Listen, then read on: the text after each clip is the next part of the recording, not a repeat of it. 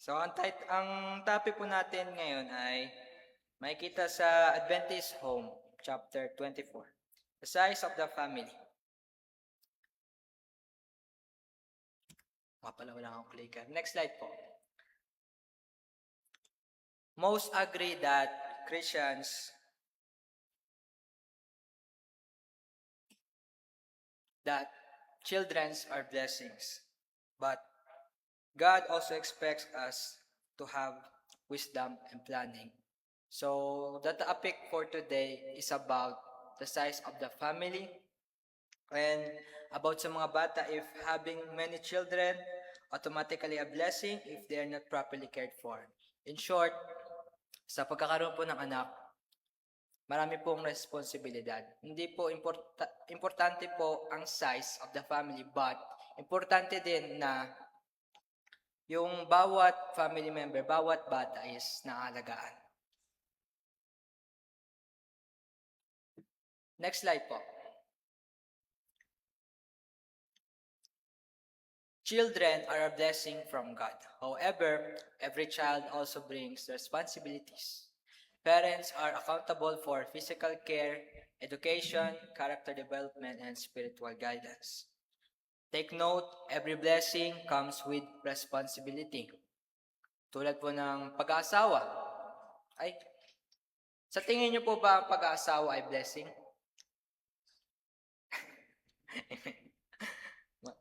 Yan. Children need more than food. They need character development and spiritual guidance. So, we will dive deeper to this next slides, but the main point here is that parenthood is not simply having children, it is raising them for God's kingdom. Okay. In other words, sa pagkakaroon po ng anak, hindi po tama na nabibigay po natin ang mga kailangan nila when it comes to financially, mga kailangan nila, mga food, mga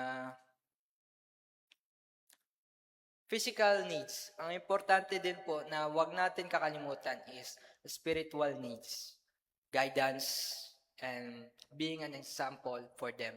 Kasi kung ibibigay lang po natin ng mga physical needs, ang mangyayari po nan is they will grow up apart.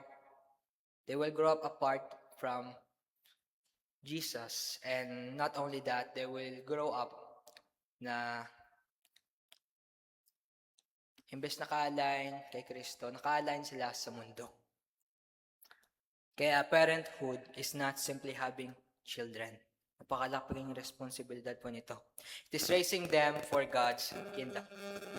Next slide, please. Ellen White observed that many families back in the day were overburdened financially, struggling to train their children, neglecting proper discipline, exhausting the health of mothers. Some parents had more responsibilities than they can handle. Her concern was not the number of children, her concern was the quality of care provided to them. Ang concern po ni Ellen White in this chapter is that the fact na hindi sa paramihan or pauntihan na anak. It's about if whether yung mga bata po ay naalagaan na mabuti, nagagay na mabuti at naibibigay ang mga dapat ibigay na kailangan nila. Next slide po. Before increasing the family, parents should consider the mother's physical health, her emotional well-being, her ability to care for existing children, and her spiritual strength. Importante po na pinaplano po natin lahat ng ginagawa natin. Especially pagdating sa pagiging magulang, lahat po ng bagay, aalamin natin. Hindi pwede sabihin natin na bahala na yan. Bahala na si Lord. Kasi nasa Diyos po ang awa. Mali. Nasa Diyos ang awa, nasa tao ang gawa. Kailangan po natin gawin ang parte natin bilang tao, bilang Kristiyano, all the while trusting God surrendering to Him,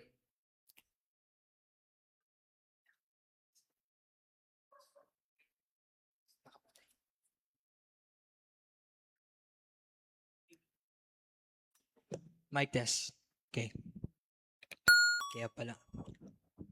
Kasi po, kapag ang isang magulang po ay hindi magawa ang tungkulin nila, ang mangyayari po nan is, hindi lang po anak ang magsasuffer. Madadala po yan hanggang sa next generation, to that until someone breaks the curse through Jesus. Kailangan po natin, napakalaking responsibilidad po ang pagiging magulang. Kaya, bawat membro po ng pamilya, kailangan na pagplanuhan ang dapat nilang gagawin, and etc. etc. May tanong po ako dito. Can a mother effectively nurture children if she is constantly exhausted? Exactly po. Kasi just like na isang tubig, isang cup na walang laman, pag ibinuhos mo pa yon, wala nang maibibigay. Ganun din po ang tao. Kapag hindi na po talaga kaya, ang mangyayari niyan, imbes quality parenting, ang mangyayari is basta maibigay na lang kailangan, yun lang. O hindi intentional. Dapat intentional po tayo kung paano po natin gawin ng mga bagay-bagay at naka-align po kay Kristo at sa mga tinuro niya po at sa Biblia. Healthy mothers, my point is, healthy mothers help create healthy homes.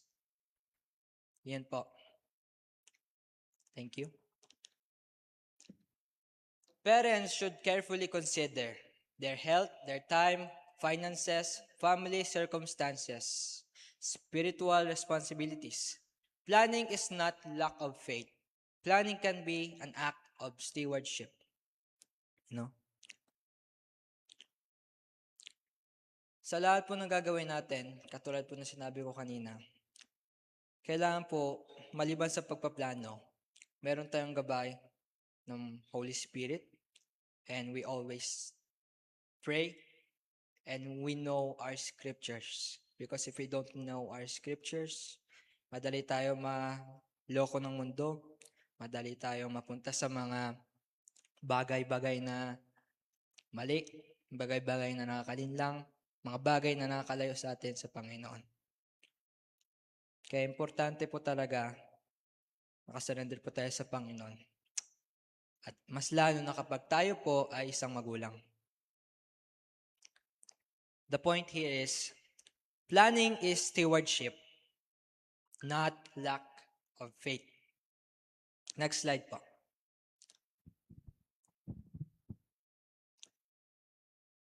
Luke chapter 14 verse 28. For which of you, intending to build a tower, sitteth not down first and counted the cost? Sino po ang magpapatayo ng isang malaking gusali kung hindi mo na pagpaplanuhan kung anong dimensions, kung saang lugar? And ito pong verse na to, nag-a-apply po to sa lahat ng bagay na ginagawa natin. Hindi lang sa pagiging magulang, kundi sa mga importanteng desisyon po natin sa buhay natin. Kasama na po doon ang pagiging magulang. Jesus taught us to count the cost. This principle applies to family life too. Let's ask ourselves, especially when we find ourselves sa situation na we're planning to build a family. Number 1, can we provide? Number 2, can we educate? Third, can we spend meaningful time? And fourth, can we lead them to Christ? Ito po yung pinaka-importante. Because there's only two possibilities. There's only two ways, two paths. Either the one that is a narrow path or the one that is wide and open, which leads to death. Dalawa lang po. Kaya ulitin ko po, malaking responsibilidad po ang pagiging magulang. Hindi lang po sarili mo ang nililid mo, pati ibang tao. At pag may nangyari sa kanilang masama, ikaw ang masisisi. Wala nang iba. Kasi ikaw magulang eh. In short, love alone is not enough. Pagiging responsibilidad ay importante din po. Responsibility also matters. Every child deserves proper training. Children needs love, attention, discipline, education, and spiritual instruction. The goal is not merely to raise children, the goal is to raise disciples for Christ.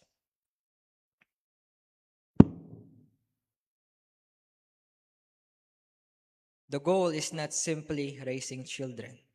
It is raising disciples. Kasi ang mangyari po niyan, either we raise a child that is God-fearing at ang direction niya is that leads towards to Christ, or someone that is worldly and that leads to death. The important point is we need to, hindi lang po ito nag-apply sa pagiging magulang. Ito po nag-apply sa sarili po nating buhay. Ang goal po natin bilang Kristiyano is maging ilaw sa iba. To lead others to Christ, not only sa pagsasalita dito sa harap, but sa ating mga gawa. Kasi ang pinaka-effective, sa akin po pinaka-effective testimony is how we live our life. Kung paano tayo mamuhay, kung anong ginagawa natin. Makikita kasi yan ng mga ibang tao. You need to show them through you Jesus Christ. You have to be able to Christ-like. Yan po ang pinaka-importante na goal natin. Not only as a parent, but also as a Christian. Next slide po. The role of fathers. Fathers are not only providers. Ulitin ko po, fathers are not only providers. They are also spiritual leaders, teachers, protectors, and example. A father's decision greatly affect the future of his family. Tandaan po natin, children, they learn by watching. Ang mga bata po is, lalo na po yung mga kaedad po ni Miguel, kapatid ko po, which is mga 7 and above, 7 to 10 years old, sila po ay, lahat po na nakikita nila, ginagaya nila. Kaya importante po na mag-example po tayo sa kanila. Kasi po, pwede natin sila paluin pag may ginawang mali, pero pag nakikita nila sa atin bilang tatay, kung nakikita nila ay puro katiwalian, mga bagay na hindi maganda, one way or another, magagaya po nila yan. Mapiprint sa subconscious mind nila, and pag lumaki sila, doon po mahirap. They will be able to copy the traits, bad traits of their parents. Kaya po, most of the time, the parents' values and character always reflects their children. So, when pagpapasok po kayo sa pagiging magulang, patama na rin po to sa akin, kailangan po natin maging example. Kailangan po natin to surrender our life to Christ kasi hindi po natin kaya mag-isa. Kailangan po natin aralin ang banal na salita, to pray, and to always rely on the Holy Spirit. Kasi we can never do it alone. We can never do it alone. Leadership starts with example. Next slide po. But if any provide not for his own, he had denied the faith. Parents should consider food, clothing, shelter, education, and future needs. God calls us to be responsible stewards. Other than the fact na, yes, importante ang pagiging guided by God and knowing the scriptures, praying, and being a God-fearing man. But importante din po ang pagpo-provide ng physical needs ng kung magkakaanak ka ng pamilya mo po. Katulad po na nakalagay sa 1 Timothy chapter 5 verse 8. Kapag di ka po nakapag-provide, you have denied the faith. Napakasakit po nan, pero that's the truth.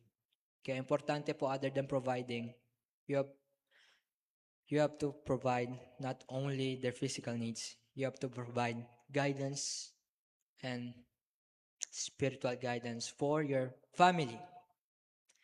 Kaya malaking responsibilidad ang pagiging tatay, pagiging nanay. Mapalad po ako na maaga-aga ko po nakilala si Kristo.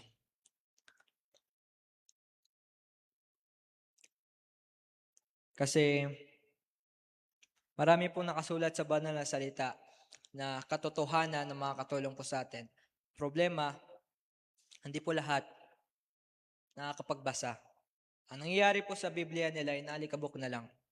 Ganun din po ako dati. Hindi po ako exempted dyan. Next slide po.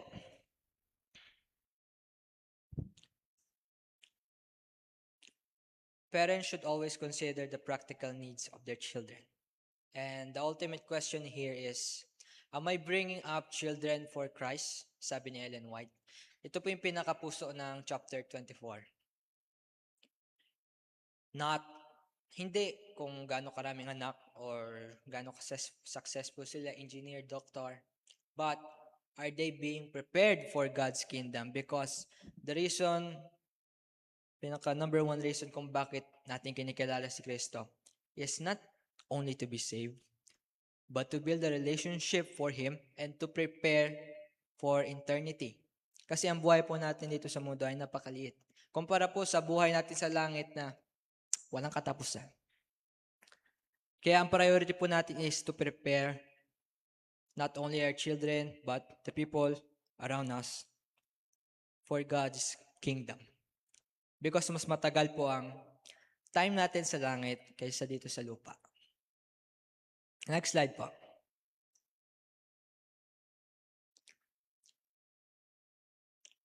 This chapter does not teach children are a burden, or large families are automatically wrong, or wealth determines worthiness to have children. But responsible parenthood, wise stewardship, careful planning, and raising children for Christ. Ito po ang in-emphasize ng chapter 24. Next slide po. So our lessons for tonight is number 1. Tama ba? Modern families face many challenges. Rising living costs, busy schedules, technology distractions, limited family time. But pray for wisdom. Plan responsibly and value family relationships and prioritize spiritual growth. Number 1 is, kailangan po natin to always surrender to God. Kasi araw-araw, we have battles. Araw-araw, the kingdom of darkness is always trying to bring you down. The only way to counter that is to surrender to Christ. Know your scriptures. Alamin nyo kung anong paninindigan nyo po. At lastly, living a prayerfully life. In this chapter, the principle remains is to do everything intentionally. With intention. Not basta-basta na lang, but intentionally to plan it. And as this chapter says, to raise children intentionally. Not na maibigay lang kailangan nila, but to guide them, to lead them to eternal life. Next slide po. Ask yourself, am I preparing my home for heaven? Am I using God's gift responsibly? Am I investing enough time in my family? Am I helping children know Jesus? Iiwan ko na po sa inyo to. Next slide po. This 6 is the main summary of this key takeaways of this chapter. Number 1 is children are blessings from God.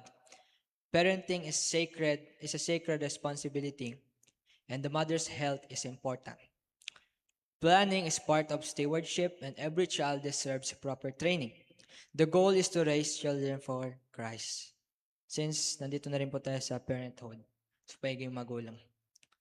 May mga taong po magsasabi na wala silang magulang or hindi sila nalid ang magulang nila. Pero hindi po pwede maging dahilan yon. Kasi meron tayong Ama sa Langit na palaging gagabay sa atin at tutulungan tayo kapag kailangan natin. Wala po tayong rason. Meron po tayong Ama sa Langit na sa atin kung pipiliin natin siya.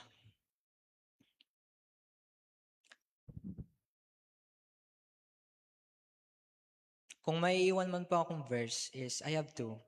First is Joshua 24:15. As for me and my house, we will serve the Lord. And lastly, makikita po sa Proverbs chapter 22 verse 6. Train up a child in the way he should go, and when he is old, he will not depart from it.